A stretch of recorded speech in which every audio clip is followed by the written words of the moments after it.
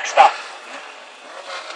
Ja, där ser jag att Roger fick svart i sitt första hit och 0 poäng. Så nu är han nog sugen på att jaga poäng för att kunna åka till Strömberg ser ut som är på väg ut snabbast från starten. Så hade 7 poäng i första.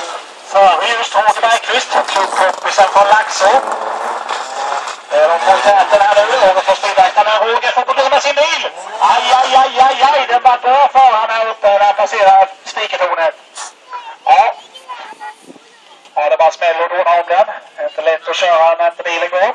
Peter Strömberg i alla fall i ledning. Har skapat sig en lucka ner till andra bil. Så det är Roland Andersson ifrån Väderby.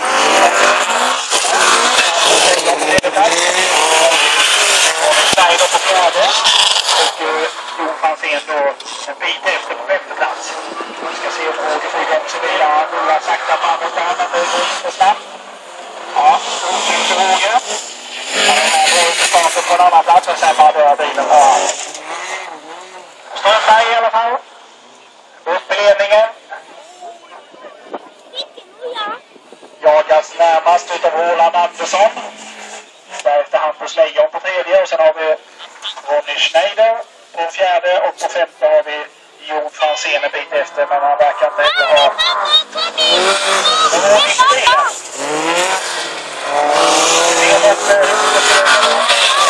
Peter Strömberg från Laxå som klockar. Säkert en härlig seger detta hit också. Än är det inte slut, men han har en lucka ner nu till Roland Andersson. Han ska lägga den på taket.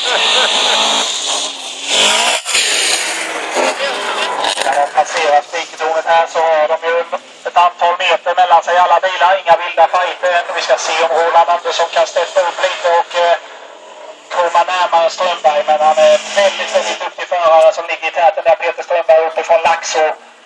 Och har nog koll bakåt i backspegeln och känner sig ohotad när han kör sin folkvagn i ledningen. Neråt de sista kurvorna och kan inkassera en poängare. Grattis! Roland Andersson alltså in på en annan plats. Hampus Lejon. Schneider som kommer att sluta som 4 i detta hit. Jon Franzén som har lite mer